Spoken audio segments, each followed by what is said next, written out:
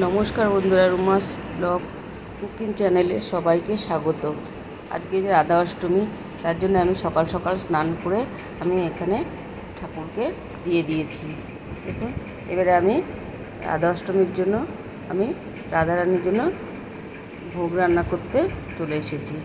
আমি আগে পায়েসটা করে নেব। আমি রাধারানীকে স্মরণ করে আমি পায়েসটা বসিয়ে দেবো। পায়েসটা রান্না করার জন্য আমি এখানে গ্যাসে হাঁড়ি বসিয়ে দিয়েছি। হাঁড়ির মধ্যে আমি দুধটাকে ছেঁকে জাল দিয়ে নেব।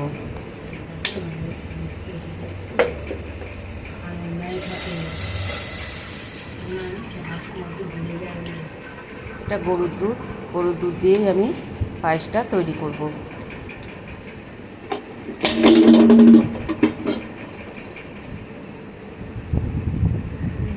পায়েসটা তৈরি করে নেব। আর এদিকে আমি রান্না করার জন্য নিচ্ছি যে কাটি কচুর তরকারি করব, আলুর দম করব, আর এখানে 5 রকমের ভাজা করব, আর করব পোলাও।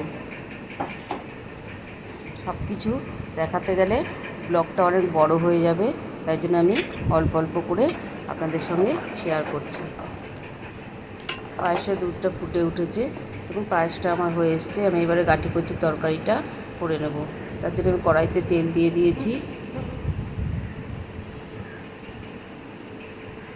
আমি এতে জিরে ফোড়ন দিয়ে দিলাম।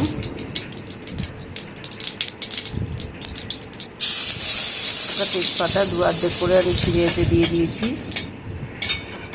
দিয়ে ফোড়নটা সুন্দর গন্ধ বেরোলে কাটি কচুগুলোকে আমি দিয়ে দেবো।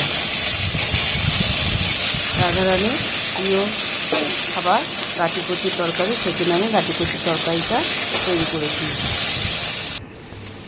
কাটি কচুটার মধ্যে আমি এবারে নুন হলুদ, আমি সন্দক লবণ ব্যবহার করেছি। নুন হলুদ সব দিয়ে ভালো করে লাল লাল করে ভেজে নিয়েছি। এবার আমি মশলাটা দিয়ে দিলাম। চিকেন মশলা দিয়েছি, জিরে, লঙ্কা, আদা বাটা দিয়েছি। দিয়ে ভালো করে আমি মশলাটাকে কষিয়ে আমি এতে জল দিয়ে দেবো। দিয়ে এইভাবে আমি কাটি কচুর তরকারিটা তৈরি করেছি।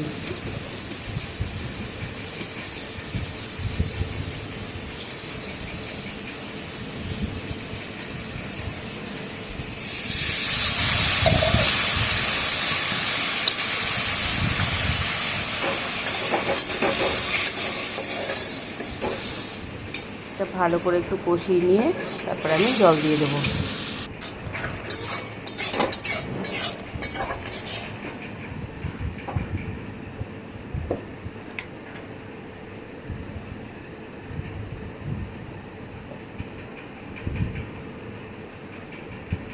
আমি এতে একটু ঘি দিয়ে দিলাম।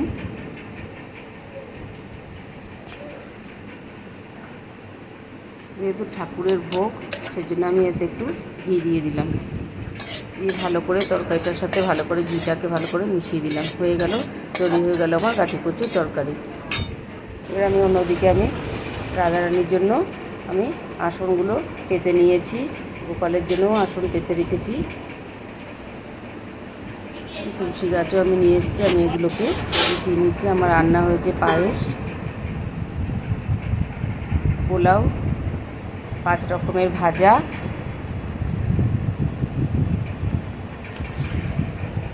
এখানে আলুর দম করেছি, চাটনি করেছি, আর কাটি কচুর তরকারি। এই আজকে রাধারানীকে ভোগ নিবেদন করব। দেখুন, এখানে অভিষেক করানোর জন্য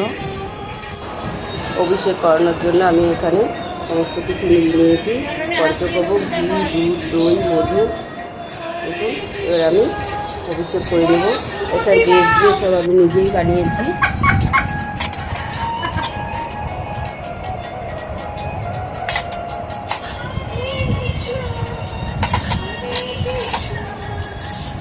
সব একসাথে আমি মিশিয়ে নিলাম।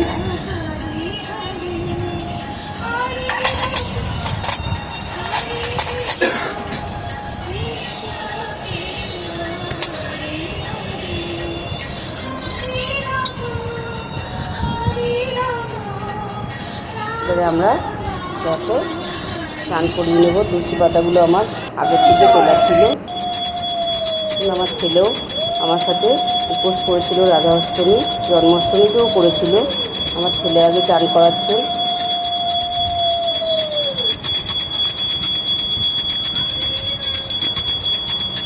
তারপরে আমরা সবাই একে একে স্নান করাবো।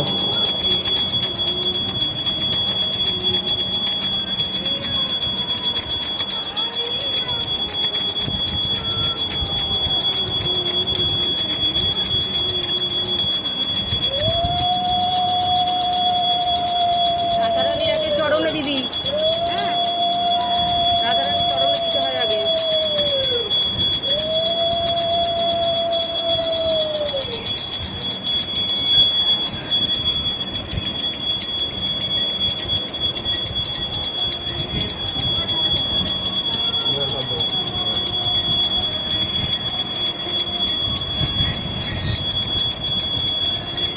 একে একে সবাই স্নান করিয়ে নেব।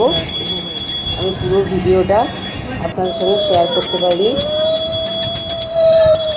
তাহলে অনেক বড় ব্লগটা তৈরি হয়ে যাবে।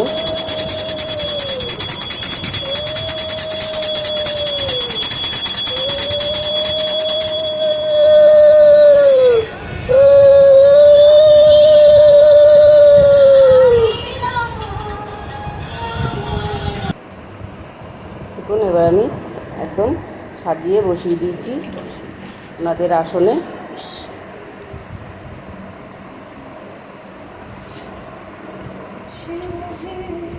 ভোগ দিয়ে সাজিয়ে দিয়েছি একবারে। আপনারা ভোগ দর্শন করে এখানে দিয়েছি। আপনাদের যদি এই ব্লগটা ভালো লাগে লাইক করবেন, শেয়ার করবেন, প্লিজ চ্যানেলটাকে সাবস্ক্রাইব করবেন। আমার কোনো ভুল হয়ে থাকলে আমাকে প্লিজ ক্ষমা করে দেবেন, আপনারা শুধরে দেবেন ভুলটাকে।